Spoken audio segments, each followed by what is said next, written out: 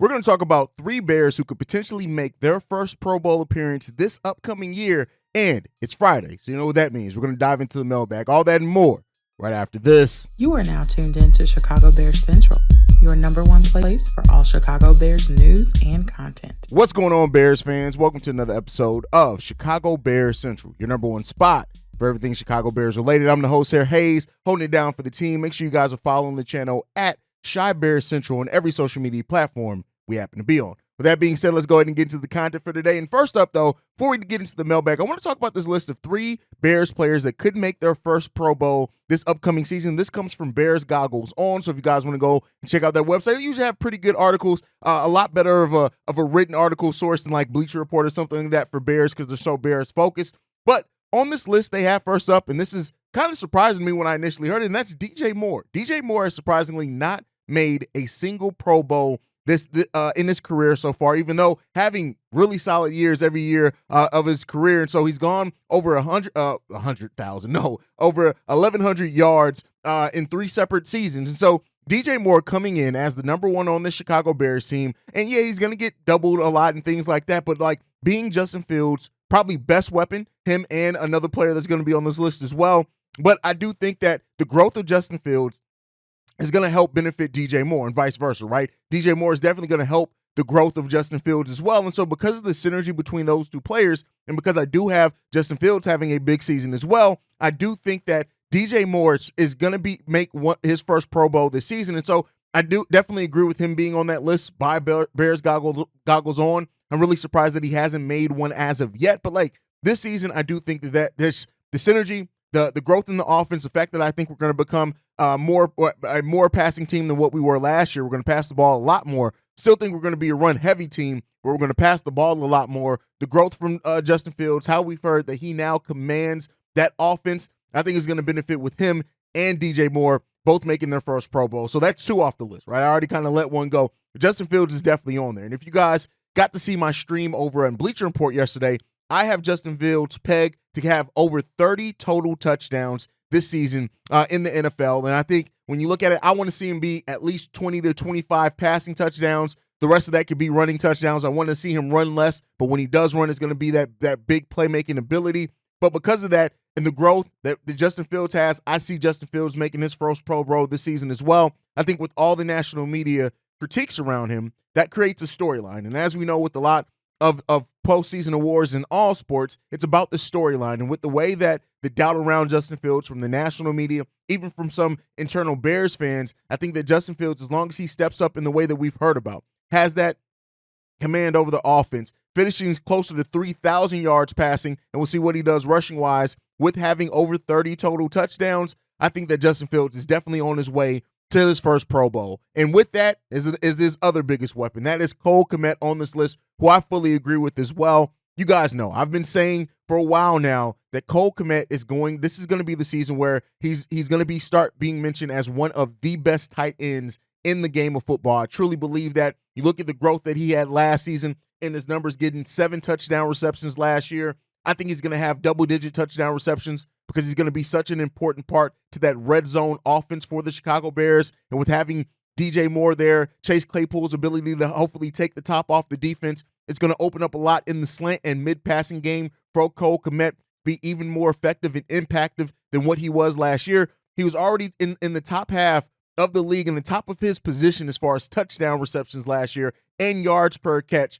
I think this is also going to be the year that Cole Kmet makes his first Pro Bowl appearance, and I agree with it being on this list as well. I think this is the season for Cole Kmet to really hit that growth. He got his money, he got paid. I think he's going to benefit a lot from Justin Fields' growth and the growth in the offense as a whole, being able to go to those 2 tight end sets with him and Robert Tonyan, even Mercedes Lewis in some sets, depending on what they do there.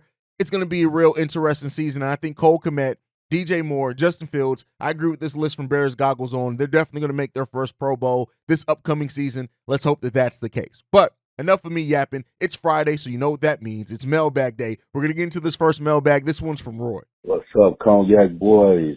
Bobby, Hayes. Hey, I just want to say something real quick, man. It's your boy, Roy from Rail Stop. You know, I'm sitting there with the cable guy. You know, he fixed my internet. And I'm talking about the Bears. And once again, not trying to be racist, but here's another Caucasian guy talking about the Burham guy, the second string quarterback or whatever. I don't know why people is steady trying to say that this guy is better than Justin Fields, or he should be starting before Justin Fields. Okay, he had a couple good series in a preseason game. The fact still remains, Justin Fields got drafted way higher, and he didn't even get drafted. But anyway, hey, Green Bay coming up this Sunday. I got my Remy in the freezer. Me and the guys, we ready. We got steaks to put on the grill. I need Justin Fields to be the MVP of this game. We need him to do what he do. It's time to take the training wheels off. It's time for them to pull out the real playbook, because what we've seen in the preseason most definitely is not the playbook. That's probably maybe 2 or 3 plays out of the book or something, but that's definitely not the real deal. But yeah, man, Green Bay ass is out of there. Love is out of there. They probably gonna sack his ass at least 5 to 6 times. I'm predicting the Bears to win 31-21. Chicago up, Bear down.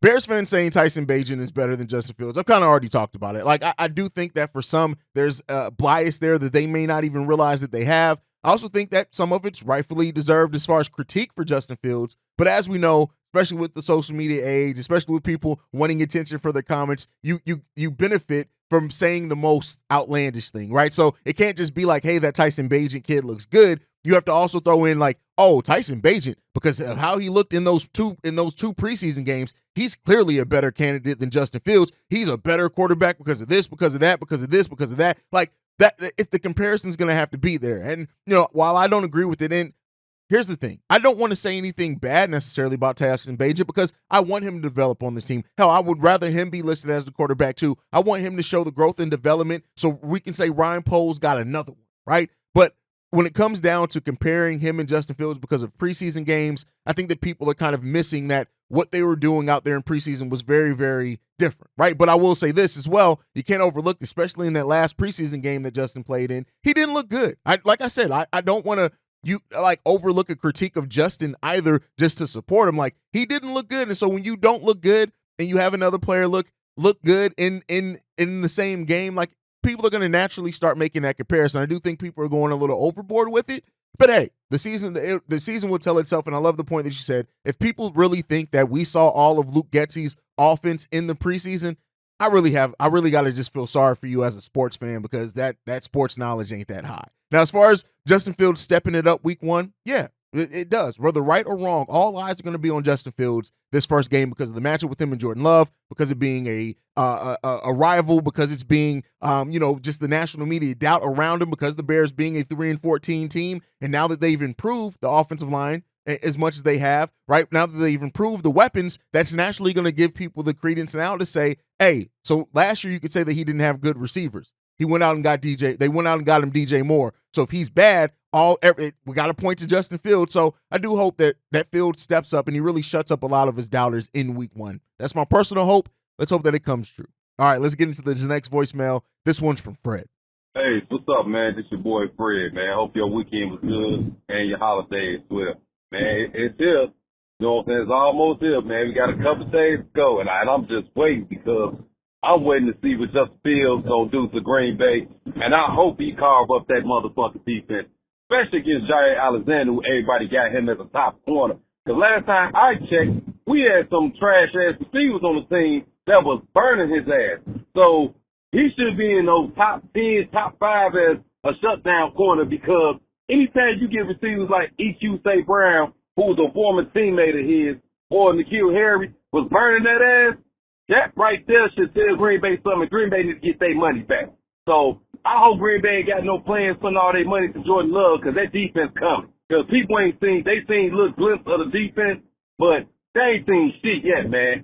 Because that defense gonna be all over, you know what I'm saying, Jordan Love like white on rice, goddammit. I tell you, because that dude, like, praise him all. He's doing good. Of course you gonna do good against some second stringers and third stringers that's trying to make the team. Like, successful dude, because the real shit, real live action influence and starter. Because I don't think this dude Jordan Love, he ain't gonna be shit. He never was shit. You know what I'm saying? Shit, his mama ain't shit and his daddy ain't shit. Yeah, that's how far I'm going. And as far as them motherfucking bum-ass Detroit kittens, I can't wait till this Thursday till goddamn Kansas City put a beating on their boys so they can expose them for who the team they is. Because all this talk about Detroit gonna win the biz, Detroit gonna do this, Detroit gonna be the same old ass, bum-ass Detroit like they always been. So, the hell with them. And I'm not even thinking about Minnesota because we all know Minnesota ain't going to make no goddamn noise as well either because Kirk Cousins, we all know he known to be a choker though. But I'm going to have my Bears gear on, dog. I'm going to have me a cigar. I'm going to drink me some cognac as well. And I'm going to look forward to my Bears putting our foot in Green Bay ass.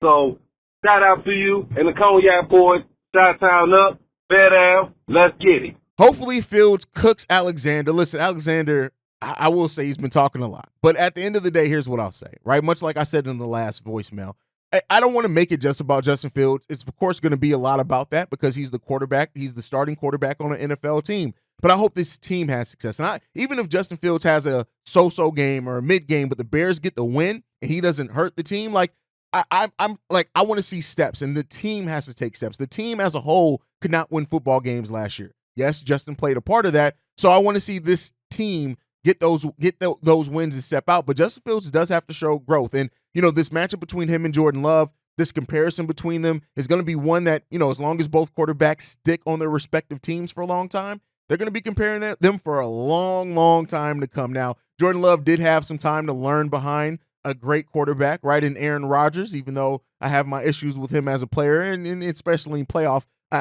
situations. But nonetheless, he's had that time to learn behind, right? Justin Fields was almost thrown immediately out there. And even when he was on the bench, it's not like he was behind a great quarterback, a quarterback that's going to be a Hall of Famer, right? So, we'll see. But they're going to compare these players forever. And especially in this game, if Jordan Love has a better game than Justin Fields, man, we're going to hear it for a long time. And they get a win, we're going to hear it for a long time. All right, let's get into this next voicemail. This one's from one of my favorite guys. This one's from Barry. Hey, Bobby C-Dub.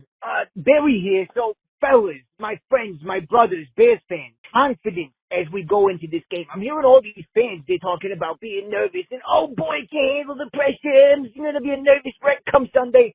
Listen, the Bears are winning this thing 34-17. You fucking heard it here first. And here's why. DJ Moore touches the ball, fucking housing it. I guess that the Goblin, Jair Alexander, is nursing a little groin injury. I guess he hurt his pee-pee or something. So he's not going to be 100%. Even if he was, DJ is going to be burning his ass. If it's not him, it's Claypool. If it's not him, it's Mooney or the White Rhino, Kokomet. So, fellas, I have the utmost confidence. The defensive line, they're going to be like fucking rabid dogs, like pit bulls out there. They're going to pop the weasel, and they're going to make his life hell.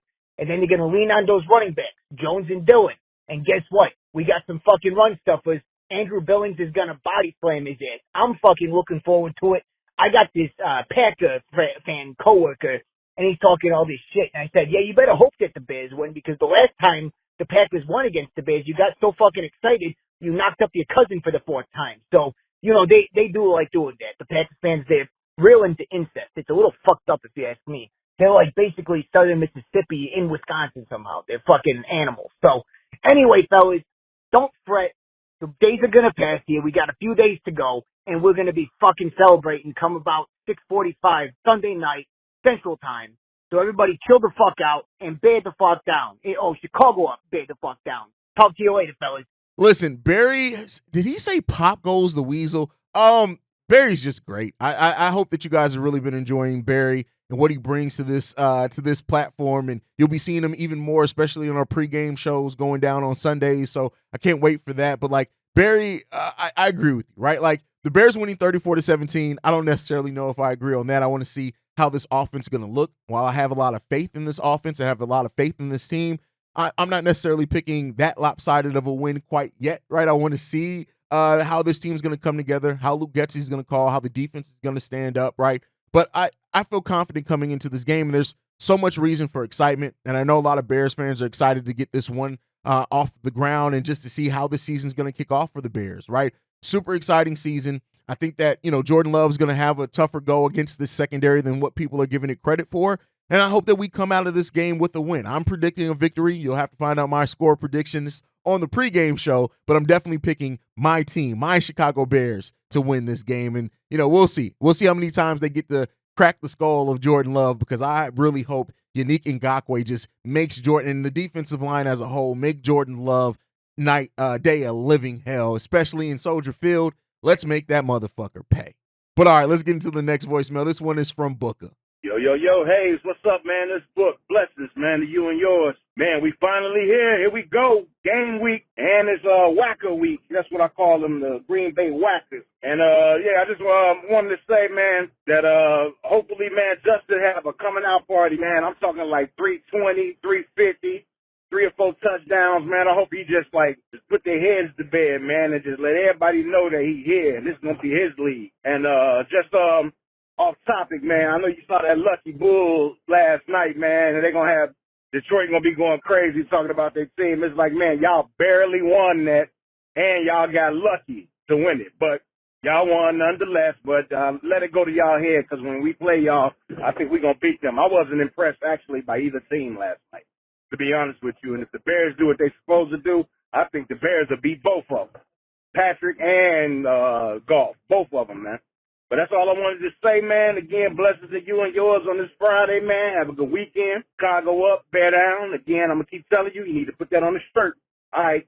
Justin Fields having a coming out party against the Green Bay Packers. That would be great. A great way to start the season, a great story for the first week of the season, right? If Justin Fields is able to come out and just throw for a huge, right? I'm not going to put a number on it, but if Justin Fields I'm not going to put a number, then I'm immediately going to put a number. But if Justin Fields does have an over 300-yard passing day with 2 to 3 touchdowns, right? And he runs for some and just makes dynamic plays and looks decisive out there and stands in that pocket, gets some time.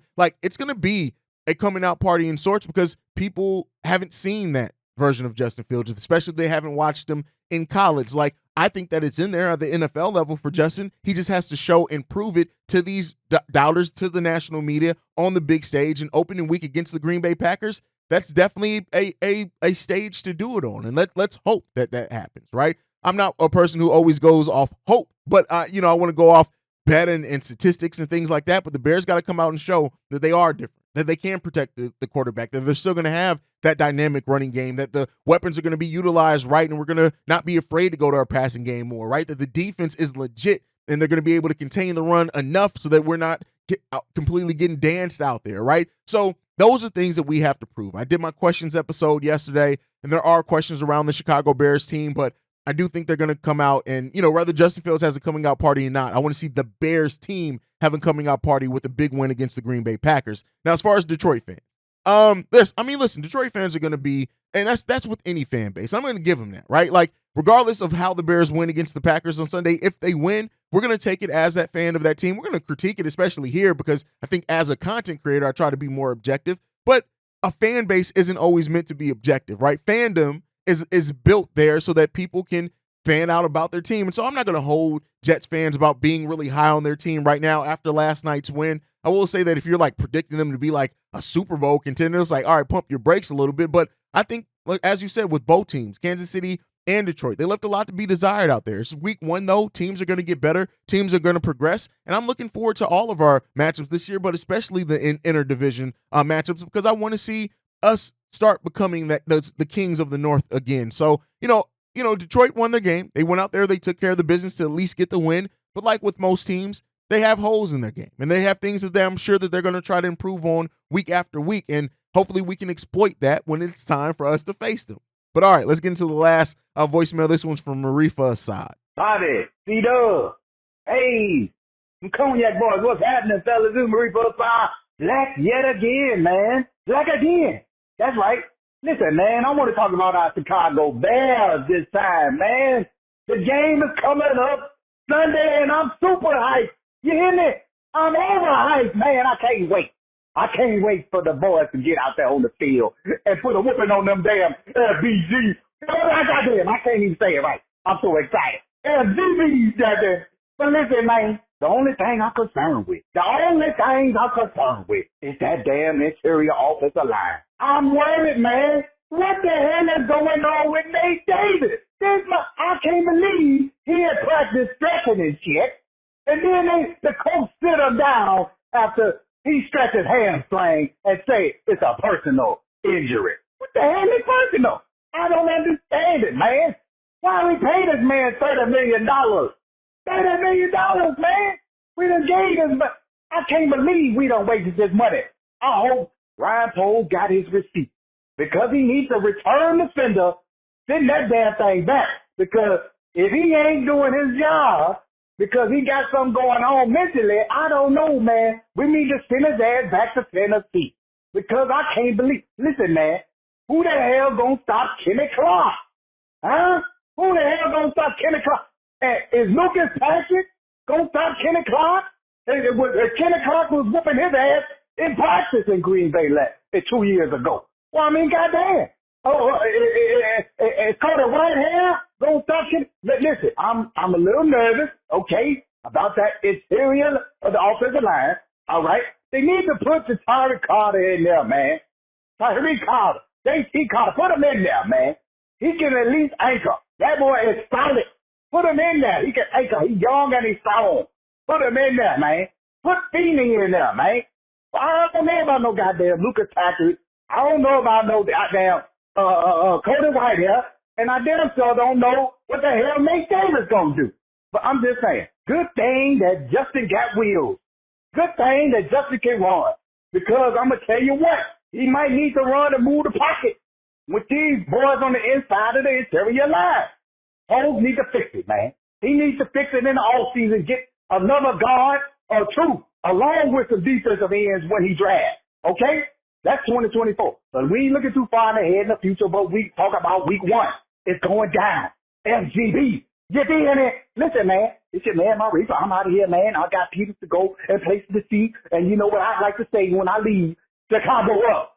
And I feel like that's the great note to end the show on. I ain't got nothing to add to that. Marifa gets hype. He's like the unofficial hype man for the Chicago Bears. I love everything that you said. We got to see if this team is legit. This is the time for the team to set the tone. This is the time to set the expectations for the season. This is all this. This is months in the making, a full offseason in the making to bring this version of this team together. And how Matt Eberflus, Luke Getsy, Alan Williams, how they coach this team, how Justin Fields leads it, how on the offensive side, how Tremaine Edmonds, Jaquan Brisker lead it on the defensive side. We're all going to be able to see what it is. And it's going to give us a week of things to talk about and evaluate with this team. And we're going to evaluate it honestly right here on Chicago Bears Central. Make sure you guys are following the show at Chi Bears Central on every social media platform. You can send us any feedback, questions, comments, concerns, NBA, Chicago Bears Central at gmail.com. Got too many podcasts here, y'all. And lastly, if you want to leave a text message and our voicemail for the mailbag, the number to do so, 773-242-9336. We are the number one spot for everything Chicago Bears related, thanks to you guys. And like we like to end every episode on, Chi-Town up, Bear down. Love you guys. Peace, y'all. This has been a presentation of the Break Media.